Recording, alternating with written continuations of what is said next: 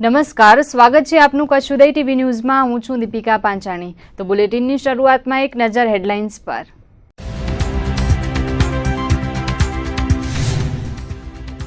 અંજારના દુધઈ નજીક સર્જાયો ગમખ્વાર અકસ્માત। પિતા પુત્ર સહિત 4 જણનું અકસ્માતમાં મોત। બાઇકને ટ્રકે ટક્કર મારતા સર્જાઈ કરુણાંતિકા। ગાંધીધામની કોર્ટે આપ્યો ધાક બેસાડતો ચુકાદો। 10 વર્ષ જૂના હત્યાના કેસમાં ફટકારી આજીવન કેદની સજા। આદિપુર પેટ્રોલ પંપ નજીકના ઘોડા રેસ મેદાનમાંથી મળી હતી લાશ। જીકે હોસ્પિટલની બેદરકારીથી 7 વર્ષીય બાળકનું મોત। અમદાવાદ જવા એમ્બ્યુલન્સ ન ફાળવાતા મોત થયાનો આક્ષેપ। હોસ્પિટલનો ખુલાસો, એમ્બ્યુલન્સની ના નહોતી પડાઈ। નોટબંધી બાદ આઈટી વિભાગ દ્વારા તપાસ શરૂ। ગઈકાલે 2 પેઢીઓ પર તપાસ બાદ આજે વધુ સર્વે। ભુજના સ્ટેશન રોડ પર ઓટો એડવાઇઝર પેઢી પર સર્વે। માર્ચ એન્ડિંગ વખતે ટ્રેઝરી કચેરીમાં કામનું ભારણ। અડધા સ્ટાફ સાથે 9 વાગ્યા સુધી લડે છે લશ્કર। કચેરીના પ્રાંગણમાં ગટરના પાણી ભરાતા લોકોને હાલાકી। ને વન અધિકારના કાયદા માટે માલધારીઓની યોજાઈ રેલી। સામુદાયિક અધિકારો આપવા ઉઠી માંગ। કલેક્ટર કચેરીમાં આવેદનપત્ર પાઠવતી વખતે ઉઠી ઝેરી મધમાખી।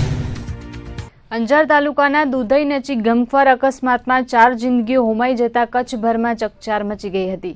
પૂરપાટ વેગે દોડતી ટ્રકે બાઇકને હડફેટે લેતા આ કરુણાંતિકા સર્જાઈ હતી। બાઇકમાં સવાર પિતા પુત્ર સહિત કુલ 4 જણના પ્રાણ પંખેરુ ઘટના સ્થળે જ ઉડી ગયા હતા। અકસ્માતની પ્રાપ્ત વિગતો મુજબ બાઇક પર સવાર 4 જણ સહયોગ હોટલથી દુધઈ તરફ આવતા હતા ત્યારે ધમડકા નજીકના પુલ પાસે ટ્રકે બાઇકને ટક્કર મારી હતી। આ ગમખ્વાર અકસ્માતમાં જાણવા મળેલી વિગત મુજબ 65 વર્ષીય રામજી લખુ આહિર, 30 વર્ષીય હુસેન હારૂન તેમજ પિતા પુત્રમાં કરશન વેરજી કોલી અને 5 વર્ષીય પુત્ર કિશન કરશન કોલીનું મોત થયું હતું। અકસ્માતના બનાવની જાણ થતાં જ દુધઈના પીએસઆઈ જેસી જાદવ સહિતની ટીમ સ્થળે ધસી ગઈ હતી। બનાવ સ્થળે પોલીસે ટ્રાફિક હળવો કરવાની સાથે પંચનામું કરવાની કામગીરી હાથ ધરી હતી। હદભાગીઓના મૃતદેહને પીએમ માટે ભચાઉ ખસેડવામાં આવ્યા હતા। આ ગમખ્વાર અકસ્માતને પગલે કચ્છભરમાં અરેરાટી મચી ગઈ છે તો હદભાગીઓના પરિવારજનોમાં શોકનું મોજું ફરી વળ્યું હતું। માધાપરમાં પરિણીતાએ કરેલા આપઘાત કેસનો નવો વળાંક આવ્યો છે। મૃતક ડાઈબેન મુકેશ જાટિયાના ભાઈ કમલેશે આ ઘટનામાં પોલીસ આરોપીઓ સાથે મળી ગઈ હોવાના ગંભીર આક્ષેપો કર્યા છે અને ભુજની ચીફ જ્યુડિશિયલ મેજિસ્ટ્રેટની કોર્ટમાં અરજી પણ કરી છે।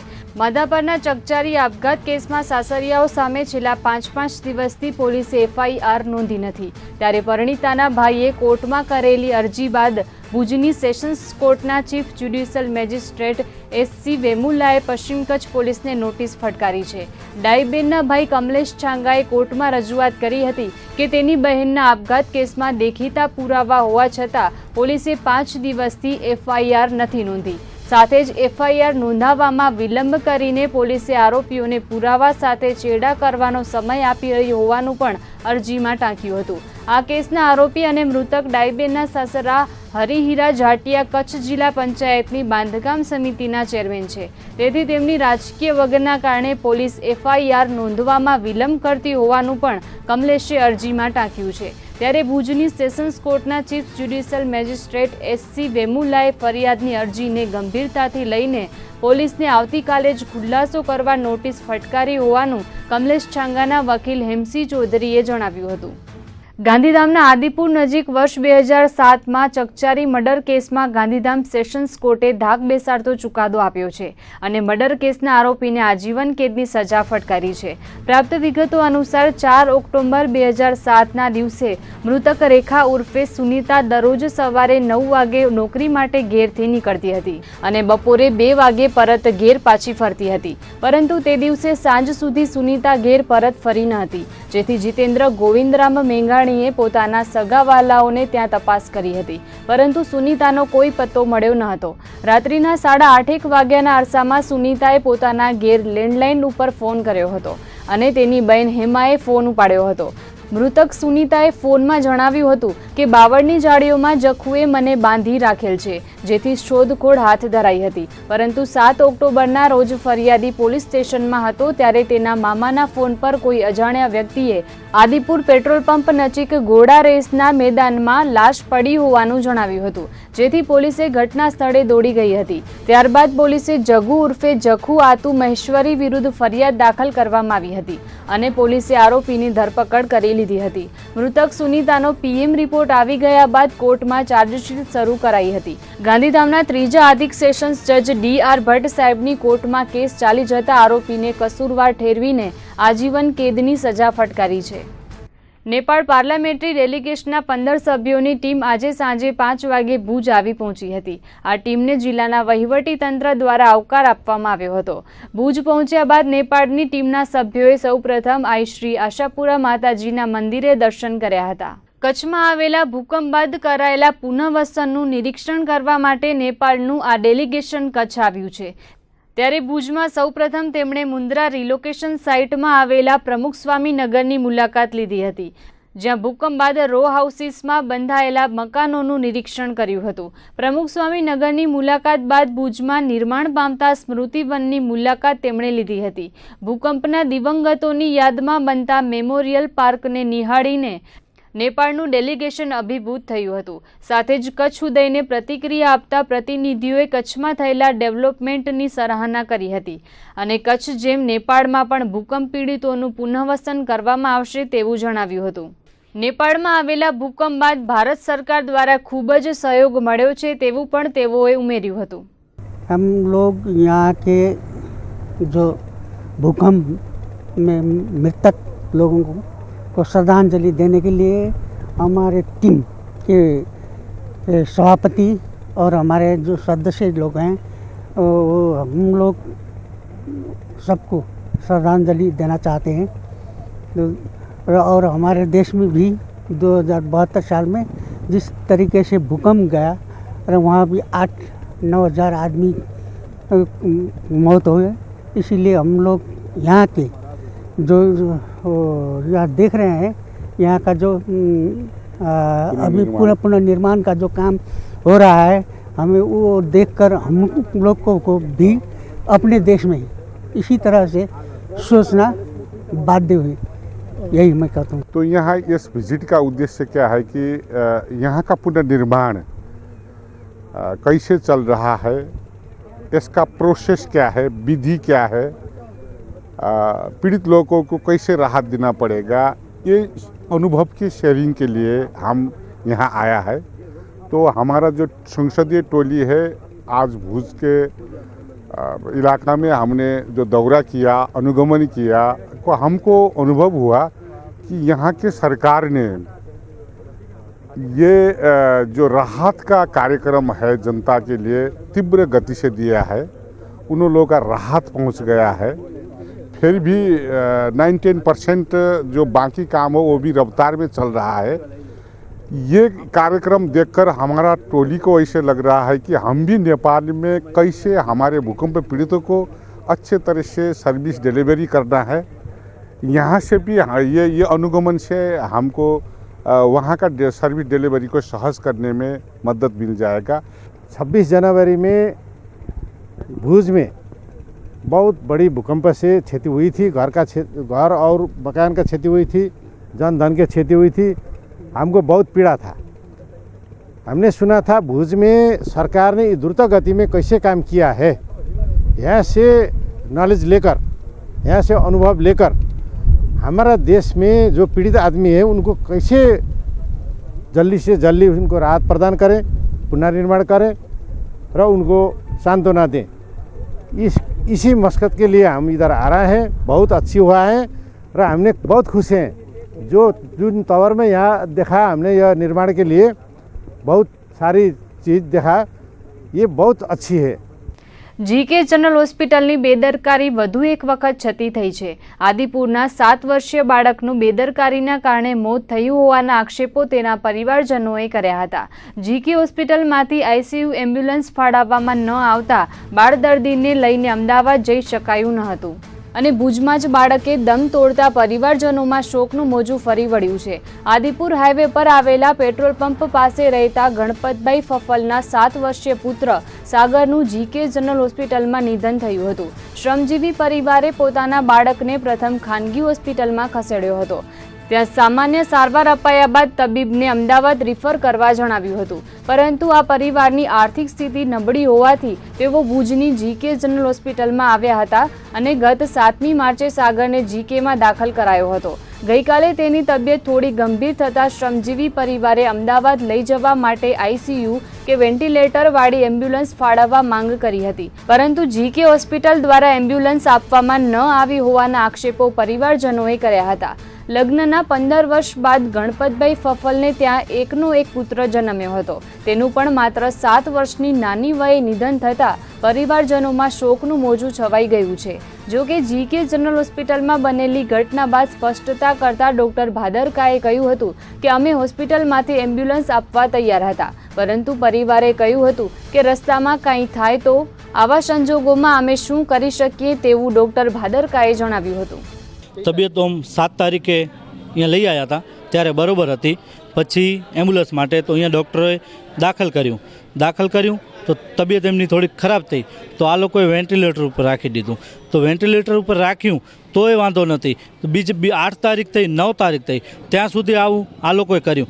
જો કદાચ આમની કને વેન્ટિલેટરની સગવડ છે તો બરાબર છે, નથી તો આમને અમદાવાદ લઈ જવા માટે એમ્બ્યુલન્સની જરૂર હતી, તો એમ્બ્યુલન્સમાં વેન્ટિલેટર નથી કે એમ્બ્યુલન્સ વેન્ટિલેટરવાળી છે નહીં, ને જો કદાચ આવું કરે છે તો આ હોસ્પિટલ અને આટલા મોટા ખર્ચે સરકાર કદાચ ખર્ચો આપતી હોય તો પછી અમદાવાદ અને મુંબઈ સુધી જવાની જરૂર પણ હોય, બધું અહીંયા થઈ જતું હોય, તોય પણ આ લોકોએ બેદરકારીથી અમે અમારા પરિવારનો ફૂલ જેવો બાળક અમે ખોયો છે।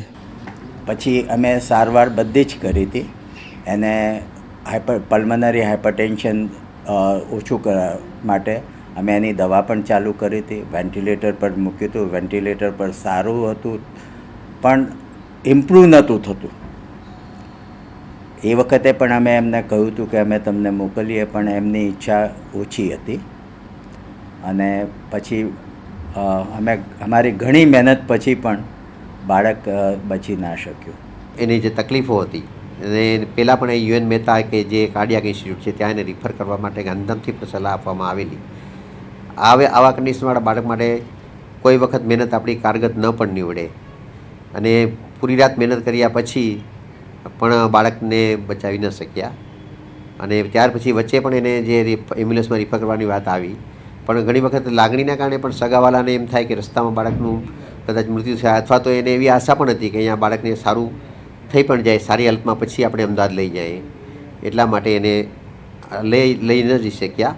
પરંતુ આ સવારના સારવાર બાદ પણ બાળકનું મૃત્યુ થયેલ।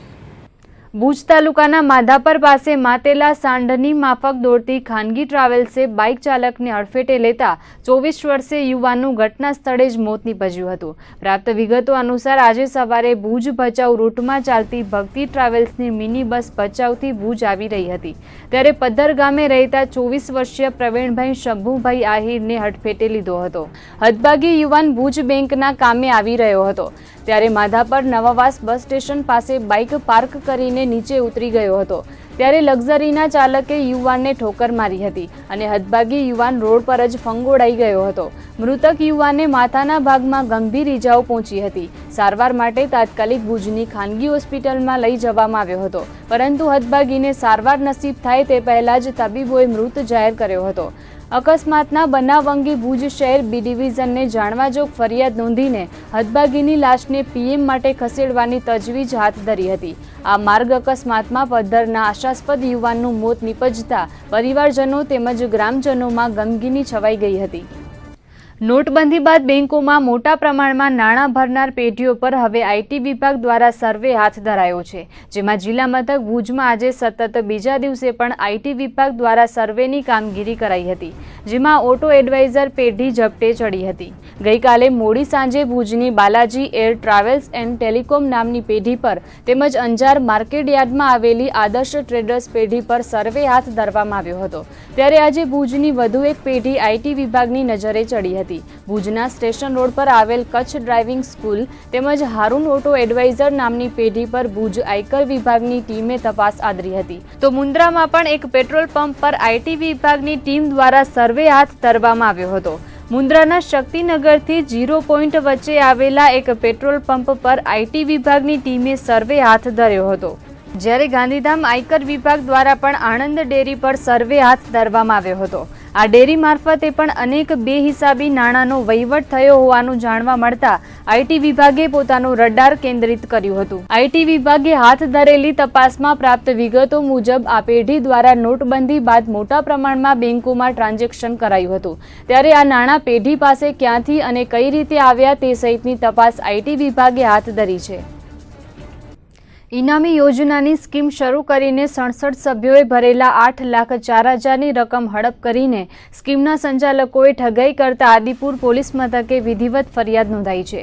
શ્રી ગ્રુપ મિત્ર મંડળ આયોજિત સ્કીમમાં ₹600 થી 1,000 સુધીના કુલ 15 જેટલા હપ્તા ભરવાના હતા અને આ હપ્તા ભરવાની સાથે યોજાતા ડ્રોમાં જો કોઈ ઇનામ ન લાગે તો અંતે કોમ્પ્યુટર અથવા LED ટીવી આપવાની યોજના હતી. પરંતુ 67 જેટલા સભ્યોએ હપ્તા પેટે 12,000 રૂપિયા ભર્યા બાદ પણ કોઈ જ ચીજવસ્તુઓ ન મળતા આદિપુર પોલીસ મથકે ફરિયાદ નોંધાવવામાં આવી હતી. ફરિયાદી સંદીપભાઈ ધીરજભાઈ પ્રજાપતિએ વેરાવળ ગીર સોમનાથના મોડુભાઈ સોલંકી, રાજકોટના ચિંતન પટેલ અને અમદાવાદના શૈલેષ પટેલ વિરુદ્ધ 8,04,000ની ઠગાઈ કરવા સબબ ફરિયાદ નોંધાઈ હતી. જિલ્લા ટ્રેઝરી કચેરીમાં માર્ચ મહિનો શરૂ થતાં કામનું ભારણ વધ્યું છે. અધૂરામાં પૂરું તિજોરી કચેરીમાં સ્ટાફ પણ માત્ર અડધો જ છે. ત્યારે હાલ અન્ય કચેરીઓના સ્ટાફને બોલાવીને રાત્રે 9 વાગ્યા સુધી તિજોરી કચેરી ધમધમી રહી છે. તેવામાં 31મી માર્ચ સુધી 400 કરોડના હિસાબો ક્લિયર કરવામાં આવશે. જિલ્લા તિજોરી કચેરી દ્વારા સરકારી કચેરીઓમાં બિલો પાસ કરાય છે. આ ઉપરાંત પેન્શન્સ તેમજ પગાર સહિતના ચૂકવણા અહીંથી થાય છે. ત્યારે ચાલુ નાણાકીય વર્ષે પૂર્ણતાના આરે છે ત્યારે માર્ચ એન્ડિંગમાં તિજોરી કચેરીમાં કામનું ભારણ વધ્યું છે. અહીંના હિસાબનીશ અધિકારી ઉર્મિલાબેન ગોરના જણાવ્યા પ્રમાણે અહીંની કચેરીમાં હાલ માત્ર અડધો જ સ્ટાફ છે. તેથી દરરોજના આવતા 200 થી 250 જેટલા બિલો પાસ કરવામાં રાત્રે 9 વાગ્યા સુધી કચેરી ધમધમે છે. સ્ટાફની ઘટને કારણે અન્ય કચેરીઓના હિસાબી અધિકારીઓને બોલાવીને કામ કરાઈ રહ્યું છે. વધુમાં તેમણે કહ્યું હતું કે માર્ચ એન્ડિંગ વખતે છેલ્લા 4-5 દિવસ સુધી રાત્રે 12 વાગ્યા સુધી કામગીરી થતી હોય છે અને તમામ કામ 31મી માર્ચના 12 વાગ્યા પહેલા પૂર્ણ કરવાનું હોય છે. દર વર્ષે 350 થી 400 કરોડ જેટલા બિલો મંજૂર થતા હોય છે. ત્યારે આ વર્ષે પણ 400 કરોડ જેટલા બિલો પાસ કરવામાં આવશે. ખાસ તો અત્યારે એવું છે કે જે બને એટલા બિલો એ લોકો પાસેથી અમે લઈ લઈએ કે ભાઈ તમારા જેટલા તૈયાર થતા હોય ગ્રાન્ટ હોય એ પ્રમાણે તમે અમને રજૂ કરતા જાઓ અને અમે સાંજે પણ રોજ બેસી અને જેટલું ગઈકાલ સુધીનું આજે નિકાલ કરી નાખીએ એટલે કોઈના પાછળ છેલ્લે કોઈને તકલીફ ન પડે. આજે આવ્યા હોય એમાંથી પણ ચાલુ કરી નાખીએ. બને ત્યાં સુધી અમારી પાસે અત્યારે સ્ટાફે નથી, બહુ જ ઓછો છે, 50% ઓછો છે. એમાંય સપ્રેઝરીમાંય ખાલી જગ્યાઓ છે એટલે ત્યાંથી પણ ઘણી વખત બોલાવીએ અમે માણસોને કે ભાઈ અત્યારે અમારી પાસે આજે 250 બિલ આવ્યા તો 250 આજે નહીં નીકળે તો બીજે દિવસે કોઈ પણ એક વ્યક્તિને બોલાવી લઈએ. અહીંયા સ્ટાફમાં પણ બધા એકબીજાના સહકારથી કામ કરે છે એટલે થઈ શકે. 31 માર્ચ સુધી કામ તો પૂરું કરવાનું જ છે એટલે થઈ જ જશે, પરંતુ છેલ્લા 2-3 દિવસ વધારે તકલીફ પડે ને થોડોક રસ વધારે હોય, પગાર પણ ભેગો થાય, એ પણ 31 પહેલાં ચૂકવવો પડે એટલે એ બધું મેનેજ કરતાં છેલ્લા 3 દિવસ તો 10-11 વાગે અથવા 12 પણ વાગી શકે. એટલે ત્યાં સુધી અમે લોકો બધાએ સાથે મળીને કામ કરીએ છીએ. જિલ્લા ટ્રેઝરી કચેરીમાં ગટરના પાણી છલકાવાને કારણે કર્મચારીઓ અને અરજદારોને પારાવાર મુશ્કેલીનો સામનો કરવો પડે છે. કચેરી બહાર રોડ પર ઉભરાતી ગટરનું પાણી તિજોરી કચેરીના પ્રાંગણમાં જાય છે. પરિણામે અહીંના કર્મચારીઓને ગટરની દુર્ગંધ તેમજ મચ્છરોના ઉપદ્રવ્ય વચ્ચે કામ કરવું પડે છે. છેલ્લા એકાદ સપ્તાહથી મુન્દ્રા રોડ પર પાણી ઉભરાવાને કારણે તિજોરી કચેરી સહિત આસપાસમાં આવેલી તમામ કચેરીઓમાં ગટરના પાણી ભરાયા છે। અવારનવાર ગટર ઉભરાવાને કારણે કર્મચારીઓ મુશ્કેલી વેઠી રહ્યા છે। તેમાંય હાલ માર્ચ એન્ડિંગમાં કામનું ભારણ વધ્યું છે અને મોટી સંખ્યામાં અરજદારો અહીં બિલો રજૂ કરવા આવતા હોય છે, ત્યારે તમામ લોકોને હાલાકીનો સામનો કરવો પડે છે। માટે આ સમસ્યાનો કાયમી ઉકેલ લાવવામાં આવે તેવી માંગ ઉઠી છે। કચેરીના પ્રાંગણમાં જ ગટરના તળાવ ભરેલા હોવાથી મચ્છરોનો ઉપદ્રવ પણ વધ્યો છે, ત્યારે તાત્કાલિક પગલાં લેવામાં આવે તે અનિવાર્ય છે। છેલ્લા 8 દિવસ થઈ ગયા। સાંજના ટાઈમમાં આ દુર્ગંધ એટલી બધી આવે છે, બદબૂ, કે ભાઈ કામ કરવું મુશ્કેલ પડે છે। અને અમારે ત્યાં તો પેન્શનર આવે, મોટી ઉંમરના આવે, બીજા આવે, અને એક માર્ચ એન્ડિંગ કામ વધારે છે। અમે લગભગ અમારા 8 સાડા 8 રોજ વાગી જાય છે રાતના। તો એક તો મચ્છર વધારે છે અને અમારું આ પર્સનલ નથી, બહારનું પાણી આવે છે। કદાચ બની શકે, શું કામ કે અત્યારે જોઈએ તો આ શું કહેવાય ઉધરસ ને એવું શ્વાસ લેવામાં તકલીફ પડે છે ને એવું છે તકલીફ તો છે જ। એમ માગણી એ છે કે ભાઈ આ તાત્કાલિક જો આ માર્ચ પહેલાં જેમ બને એમ જલ્દી જો થઈ જાય તો અમને કામ કરવામાં મુશ્કેલી ન પડે, તો સારી રીતે માર્ચ એન્ડિંગ અમારો પસાર થઈ જાય એમ। બન્નીના રક્ષિત જંગલમાં વસતા માલધારીએ પોતાના સામુદાયિક અધિકારની મંજૂરી માટે ભુજમાં વિશાળ સભા યોજી હતી। સભામાં ઉમટેલા હજારો માલધારીઓએ વિશાળ રેલી યોજીને વન અધિકાર અધિનિયમ 2006 હેઠળ બન્નીના 47 ગામોને સામુદાયિક અધિકારોના ટાઇટલની મંજૂરી મળે તે માટે કલેક્ટરને આવેદનપત્ર પાઠવ્યું હતું। કચ્છનો બન્ની વિસ્તાર પશુપાલન માટે દેશભરમાં જાણીતો છે। બન્નીના ચરિયાણ ક્ષેત્રને 1955થી રક્ષિત જંગલ તરીકેનો દરજ્જો અપાયો છે। બન્નીમાં 7500 જેટલા માલધારી પરિવારો પોતાના 1.5 લાખ જેટલા પશુધન સાથે વસવાટ કરે છે, પરંતુ 1955થી બન્નીવાસીઓના અધિકારો માન્ય થયેલા નથી। ત્યારે બન્ની પશુ ઉછેરક માલધારી સંગઠન દ્વારા 2014માં બન્નીના 47 ગામોને વન અધિકાર અધિનિયમ 2006ના કાયદા હેઠળ સામુદાયિક વન અધિકારોનો લાભ મળે તેવી રજૂઆત કરાઈ હતી, જેમાં બન્નીના 2500 ચોરસ કિલોમીટર વિસ્તાર પર માલધારીઓના પશુઓ ચરી શકે, વન સંશોધનનો ઉપયોગ થઈ શકે અને ગૌણ વન પેદાશોના ઉપયોગના વેચાણ પર સામુદાયિક અધિકાર મળે, તેમજ તેના વ્યવસ્થાપન, રક્ષણ અને સંરક્ષણના અધિકારો મળે તેવી માંગ કરાઈ હતી। પરંતુ આ માંગો છેલ્લા લાંબા સમયથી સંતોષાઈ નથી। તેથી બન્નીના માલધારીઓ દ્વારા ભુજના વ્યાયામશાળા ગ્રાઉન્ડ ખાતે જંગી જાહેર સભા યોજાઈ હતી, જેમાં લડત ચલાવનાર સમિતિના આગેવાનો દ્વારા વન અધિકાર અધિનિયમના કાયદા અંગે માર્ગદર્શન આપવામાં આવ્યું હતું। જંગી જાહેર સભા બાદ હજારો માલધારીઓની વિશાળ રેલી યોજાઈ હતી। શહેરના મુખ્ય માર્ગો પરથી પસાર થઈને રેલીમાં જોડાયેલા માલધારીઓ દ્વારા જિલ્લા કલેક્ટરને આવેદનપત્ર પાઠવીને રજૂઆત કરાઈ હતી, જેમાં માલધારીઓની માંગણીઓ નહીં સંતોષાય તો બન્નીના માલધારીઓ દ્વારા ઉપવાસ આંદોલન અને ધરણા કરી ઉગ્ર પ્રદર્શન કરવામાં આવશે। સાથે જ ભારતીય બંધારણની જોગવાઈ અનુસાર જરૂર જણાશે તો હાઈકોર્ટ અને સુપ્રીમ કોર્ટ સુધી લડત ચલાવવાની ચીમકી પણ અપાઈ હતી। મુશ્કેલીનું સાહેબ એવું છે કે અમે જે વસ્તુ પર રહીએ છીએ આજે ખરેખર દુર્ભાગ્યપૂર્ણ બાબત છે કે વહીવટી અધિકારીમાં ફોરેસ્ટ ડિપાર્ટમેન્ટ કહેતો હોય કે અમારા પાસે હક નથી અને મહેસૂલ કહેતો હોય અમારા પાસે હક નથી। આટલો મોટો 2500 ચોરસ કિલોમીટરનો ઘાસિયો પ્રદેશ અગર કોઈ નધણિયાતો કહેવાતો હોય અને અમે ત્યાં માલધારીઓ બેઠા હોઈએ, પોતાનું પશુપાલન બધા અમારી ગાય અને ભેંસને વાંચવતા હોઈએ, અમારો બન્નીનો દૂધ છે એ વિશ્વ સ્તરે પહોંચતો હોય, રાષ્ટ્રીય સ્તરે પહોંચતો હોય। આજે અમૂલને બ્રાન્ડ જે છે એ પોતાનો ગોલ્ડ દૂધ ત્યારે બનાવે છે જ્યારે બન્નીનું દૂધ પહોંચે છે। આવી વિરાસતો સાચવીને જ્યારે બેઠા હોઈએ ત્યારે અમને આ વસ્તુનો ન્યાય મળે એના માટે અમે આશાવાદી છીએ। તો અમારો સ્ટેટસ નાખી કરીએ, બન્ની બ્રાન્ડનો દૂધ અમે પેદા કરી શકીએ, બન્ની ભેંસ છે અમારી વિરાસત છે એને કાયમ કરી રાખીએ, અમારા રહેણાંકના મકાનો છે અમે આનો હક લઈ શકીએ અને અમે કોઈ જગ્યાએ જામીન આજે પરિસ્થિતિ એવી છે કે અમે ત્યાં રહી બેઠા છીએ છતાં અમે કોઈ જગ્યાએ જામીન ન પડી શકીએ, કારણ કે અમારી માલિકીના મકાનો ન હોય। તો એ બધી વસ્તુ મળે તો અમને અમે અમારા હક અદા કરી શકીએ। સાહેબ 2012 સુધી તો સરકારે બિન આદિવાસી વિસ્તારોને સમાવેશ ન કર્યો હતો। 2012 પછી બિન આદિવાસી વિસ્તારોનો જ્યારે સમાવેશ કરવામાં આવ્યો છે આ કાયદા હેઠળ, ત્યાંથી અમે દરખાસ્તો 2014માં મૂકી હતી। પ્રાંત સ્તરીય સમિતિથી તાત્કાલિક કામ થયું હતું અને જલ્દી જિલ્લા સ્તરીય સમિતિ સુધી અમારો ભલામણ સાથે કામ પહોંચેલ છે। જિલ્લા સ્તરીય સમિતિમાં હાલ અટવાયેલ છે। એ અમે આપ્યું છે કે 1 મહિના સુધી અમને જો ન્યાય નહીં આપે તો અમે કલેક્ટર કચેરી સામે ધરણા બેસશું અને નહીં થશે તો ગુજરાત હાઈકોર્ટ અને સુપ્રીમ કોર્ટનો સહારો લઈ પણ ન્યાય લઈને જ જંપી। બન્નીના માલધારીઓ દ્વારા વન અધિકાર અધિનિયમ હેઠળ સામુદાયિક અધિકારો મળે તેની માંગ સાથે રેલી યોજાઈ હતી। માલધારીઓની નીકળેલી રેલી કલેક્ટર કચેરી ખાતે પહોંચતાની સાથે જ ઝેરી મધમાખીઓ ઉડી હતી। કોઈપણ કારણોસર મધમાખી ઉડતા માલધારીઓમાં અફડાતફડી મચી ગઈ હતી। અનેક માલધારીઓને મધમાખીના ડંખ ખાવાનો વારો આવ્યો હતો। જો કે તેમ છતાં માલધારીઓને પોતાની રજૂઆત જિલ્લા કલેક્ટરને કરી હતી। આ ઘટનાને પગલે ઉપસ્થિતોમાં એવી પણ ચર્ચાઓ જાગી હતી કે મધમાખીઓ પણ પોતાના વન અધિકાર માટે ઉડીને માંગ કરે છે, તો આ ઘટનાને કારણે અફડાતફડી મચતા રમૂજ પણ જોવા મળી હતી. થોડા સમય પૂર્વે કચ્છ યુનિવર્સિટીમાં MSc સેમેસ્ટર 2માં અભ્યાસ કરતી છાત્રાએ આત્મહત્યા કરી હતી. બાહોશ અને તેજસ્વી છાત્રા ઉર્મિલાબેન ગોપાલભાઈ વૈષ્ણવને ધારણા કરતા ખૂબ જ ઓછા ગુણ આવવાના કારણે આ પગલું ભર્યું હતું. ત્યારે ABVP દ્વારા યુનિવર્સિટીની બેદરકારીને કારણે આ બનાવ બન્યો હોવાના આક્ષેપો કરાયા હતા. અગાઉ પણ આ કેસ મુદ્દે અનેક રજૂઆતો કરાઈ હતી, છતાં પણ કોઈ યોગ્ય તપાસ ન થતાં આજે ફરી એકવાર આવેદનપત્ર પાઠવવામાં આવ્યું હતું. અખિલ ભારતીય વિદ્યાર્થી પરિષદ દ્વારા કુલપતિને કરાયેલી લેખિત રજૂઆતમાં જણાવાયું હતું કે આ કેસમાં તપાસ માટે તાત્કાલિક ઉચ્ચ સ્તરીય સમિતિ રચવામાં આવે. જે લોકો આ ઘટના પાછળ સંડોવાયેલા છે તેને તાત્કાલિક સસ્પેન્ડ કરવામાં આવે. યુવતીના લખેલા પેપરમાંથી જે પેપર ગુમ થઈ ગયા છે તે સમગ્ર બાબત માટે યુનિવર્સિટી દ્વારા પોલીસ ફરિયાદ નોંધાવવામાં આવે, તેમજ યુનિવર્સિટી હદભાગીના પરિવાર અને સમાજ પાસેથી માફી માંગે તેવી માંગ કરાઈ હતી. આ તમામ મુદ્દાઓને ધ્યાને લઈને જો 10 દિવસમાં યોગ્ય કાર્યવાહી કરવામાં નહીં આવે તો ABVP દ્વારા ઉગ્ર આંદોલનની ચીમકી ઉચ્ચારવામાં આવી છે.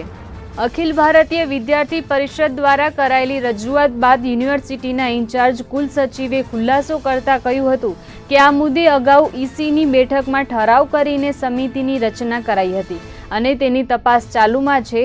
સમિતિ દ્વારા આગામી 15મી માર્ચ સુધી તપાસ રિપોર્ટ સોંપવામાં આવશે, જેના આધારે 31 માર્ચ પહેલા જવાબદારો સામે કાર્યવાહી કરવામાં આવશે તેવું યુનિવર્સિટી દ્વારા સત્તાવાર રીતે જણાવાયું છે.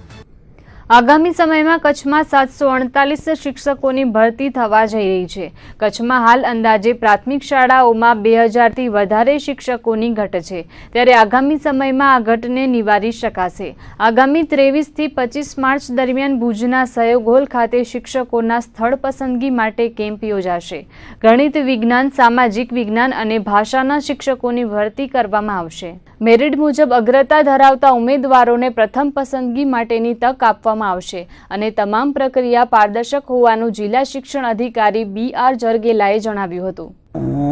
આગામી દિવસોમાં કચ્છ જિલ્લામાં 748 શિક્ષકો વિષયવાર ભરવાના છે. એમાં ખાસ કરી ગણિત વિજ્ઞાન, સામાજિક વિજ્ઞાન અને ભાષાઓમાં સંસ્કૃત, હિન્દી, અંગ્રેજી અને ગુજરાતી વિષયના શિક્ષકોની ભરતી થવાની છે. દરેક જણાએ જિલ્લો પસંદ કરી લીધો છે અને આગામી દિવસોમાં તારીખ 23, 24 અને 25ના રોજ આપણે એને સ્થળ પસંદગી માટે કેમ્પ રાખેલો છે.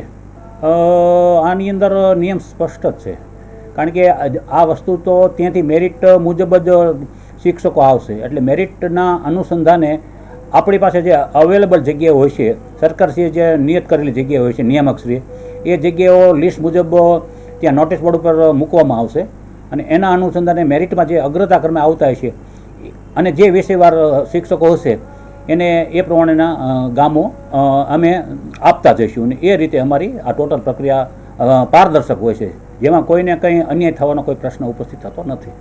ગુજરાત સરકાર દ્વારા રાઇટ ટુ એજ્યુકેશન એક્ટ અંતર્ગત ગરીબ તેમજ વિકલાંગ અને જરૂરિયાતમંદ વિદ્યાર્થીઓ ખાનગી શાળામાં અભ્યાસ કરી શકે તે માટે RTEની યોજના લોન્ચ કરાઈ છે. ગુજરાતમાં 2012થી RTEનો અમલ શરૂ થઈ ગયો છે. છેલ્લા 5 વર્ષથી RTEનો લાભ લેવા માટે ઓફલાઈન ફોર્મ ભરવામાં આવતા હતા, પરંતુ આ વર્ષથી સરકારે ફોર્મ ભરવાની પ્રક્રિયા ઓનલાઈન કરી છે. ઉપરાંત 22 જેટલા સેન્ટરો પર ફોર્મ સ્વીકારવામાં આવી રહ્યા છે. ભુજની ઇન્દ્રાબાઈ હાઈસ્કૂલ ખાતે પણ RTEના ફોર્મ ભરવાની પ્રક્રિયા ચાલી રહી છે. ગત વર્ષે ભુજ શહેરમાં 100 જેટલા વિદ્યાર્થીઓને RTEનો લાભ મળ્યો હતો, જ્યારે આ વર્ષે પણ 50 જેટલા બાળકોની અરજીઓ શિક્ષણ વિભાગને મળી ચૂકી છે. આગામી 15મી માર્ચ સુધી વાલીઓ ઓનલાઈન અરજી કરી શકે છે. જે વાલી ઓનલાઈન અરજીઓ ન કરી શકે તે માટે સ્વીકાર કેન્દ્રો ઊભા કરાયા છે, જ્યાં વાલીઓ પોતાના બાળકોની ઓનલાઈન અરજીઓ કરી શકશે. તો વાલીઓ પણ આ યોજનાને બિરદાવી રહ્યા છે. ઉલ્લેખનીય છે કે ગરીબ વર્ગના બાળકો ખાનગી સ્કૂલમાં અભ્યાસ કરી શકતા નથી. ખાનગી સ્કૂલનું ફીનું ધોરણ તેમજ અન્ય ફી વધુ ખર્ચાળ હોવાને કારણે ગરીબ વર્ગના બાળકો ખાનગી સ્કૂલના શિક્ષણથી વંચિત રહેતા હોય છે. ત્યારે RTEના માધ્યમથી ગરીબ તેમજ અનાથ અને વિકલાંગ બાળકો પણ ખાનગી સ્કૂલમાં અભ્યાસ કરી શકશે. અહીંયા ફોર્મ ભરાય છે, અપાય છે. અમારા છોકરા જે અમે મોટી સ્કૂલમાં ભણાવીએ છીએ, અમારી એટલી પરિસ્થિતિ નથી તે અમે મોટી સ્કૂલમાં ભણાવી શકીએ, પણ એ હમણાં અહીંયા એ દે છે સરકાર યોજના છે કે અમને પૈસા એટલા આપે છે સરકાર કે અમે અમારી સ્કૂલમાં મોટી સ્કૂલમાં ભણાવી શકીએ. સરકારની જે યોજનાઓ છે કે નાનામાં નાનું અને ગરીબ માણસોને છોકરાઓ પ્રાઇવેટ સ્કૂલમાં સારું શિક્ષણ મેળવી શકે એના માટે જે સરકારે યોજના કાઢી બહુ સરસ છે. અને ઘણા બધા વાલીઓ પોતે પણ જાગૃત થઈ અને સારી શાળાઓમાં છોકરાઓને મોકલે ને અહીંયા કને ઇન્દિરાબાઈ કન્યા વિદ્યાલયમાં એનો ફોર્મ ભરવાનો રાખેલા છે, તો અહીંયા કને ફોર્મ ભરી અને જાગૃતતા બતાવીને પોતાના છોકરાઓને સારી સ્કૂલમાં ભણાવી શકે. આરટી 2009નો યોજના 2012થી ગવર્મેન્ટની અંદર અમલમાં છે. એ અમલમાં અંતર્ગત ખાનગી શાળાઓની અંદર કોઈપણ વાલી પોતાના બાળકને વિનામૂલ્યે 25%ની ફીથી ભણાવી શકે છે. 10,000 એની એજ્યુકેશન ફી મળે છે. 3,000 બાળકને બૂટ મોજા અને ગણવેશની ફી મળે છે, જેથી બાળક પોતાની ખાનગી શાળાઓમાં એડમિશન વાલી લેવડાવી શકે છે. પ્રોસેસમાં આ વર્ષથી ઓનલાઈન આરટી એજ્યુકેશન ગુજરાત સરકારે ઓનલાઈન ફોર્મ ભરવાનું હોય છે. બાળકના 3 કિલોમીટરના એરિયાની અંદર એને એડમિશન મળતું હોય છે. એ માટેના જરૂરી ડોક્યુમેન્ટ આધાર સાથે અને વાલીને મેસેજ પણ આવી જશે, કન્ફર્મેશન મેસેજ, કે તમને કઈ શાળામાં એડમિશન છે. એ રીતની ઉત્તમ પ્રકારની યોજના આ વર્ષે જોવા મળે છે. ગયા વર્ષે 100 આજુબાજુ બાળકો હતા. આ વર્ષે પણ 50 જેવા ઓનલાઈન થઈ ગયા છે. હજુ 50 કરતાં પણ વધુ ફોર્મ ભરાવાના છે. વાલીઓ પાસે વધુ અપેક્ષાઓ છે. હમણાં છેલ્લો 4/3/2017નો ઠરાવ આવ્યો છે.